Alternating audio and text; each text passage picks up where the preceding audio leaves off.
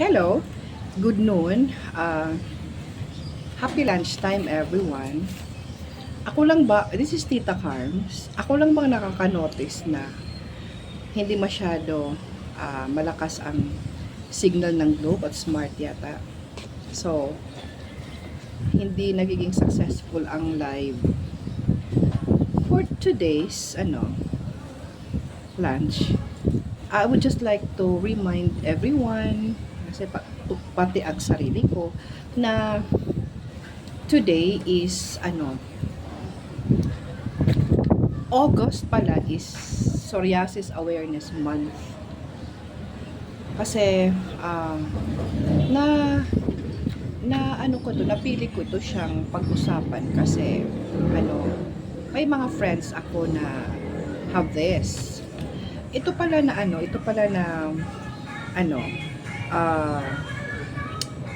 psoriasis is a common long-term chronic disease with no cure. Doon ako nasad sa no cure pala. No cure pala itong psoriasis na ito. Ang mga symptoms na ito ay dry, cracked skin, tapos itches, yung mga dry, cracked skin na makate, tapos nagdudugo siya.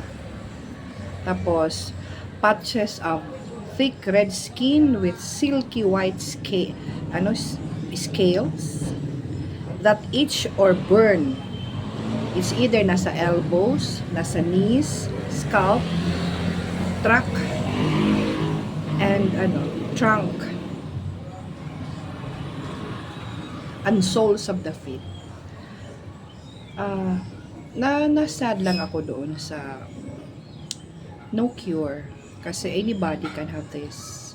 It's not just because na we don't have this, we think we don't have this, but na hindi tayo maanuhan nito.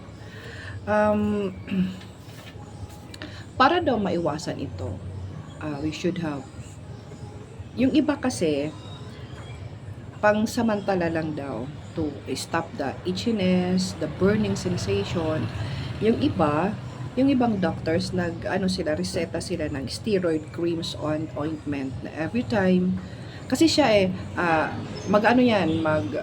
makikita mo yan. Siya maano sa mukha mo kung meron ka sa. And then it will go away. It will rest for a few days or weeks and then babalik na naman siya. Mag-record lang siya talaga.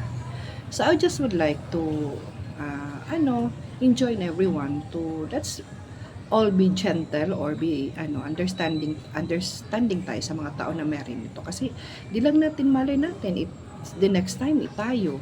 So we should just feel lucky na wala tayo nito. Pero at least alam natin yung symptoms nito. Long-term chronic disease pala ito siya with no cure. And so, to siya, para daw maiwasan natin ito, should have good rest, sleep natin, siguro 8 hours. Iwasan nating ma-stress. Paano kaya tayo makakaiwas ng stress? The whole day of our lives is stressful. It depends kasi kung paano mo how do you react to some stressful situations. So, depende na rin sa atin, di ba? And then, eat nutrient food. We should protect our skin. Protect our skin from sun, from heat, from what? And then, use lotion. Siguro naman, lahat naman tayo is using lotion naman. So, pag nakikita natin yung mga taong ganito, makakamas na intindihan na natin sila.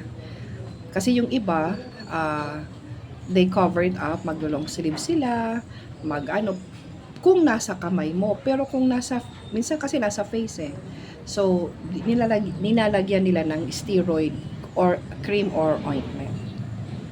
Ito. So, it's just be, again, be understanding with people going through this. And then, kasi siya hindi naman natin sabihin hindi siya cancerous, no, it's not this is just uh, a chronic disease. So I hope I was able to impart some ideas on this kind of disease na hindi sila natin dapat ikahiya, hindi na natin dapat sila iwasan. Let's be hindi pwede ang ganun. For my opinion, hindi ako doktor, hindi ako psychologist, whatever, but just simply a human being na maging very gentle tayo and just be very thankful na wala sa atin yun. That we should feel lucky that it's not in us. Pero hindi siya nakakapanrima rin na sakit, hindi. It's how we deal with it lang. So, yun lang for this noon's video. I hope I was able to impart important facts about this So August is the Psoriasis Awareness Month. Let's all just be gentle with each other.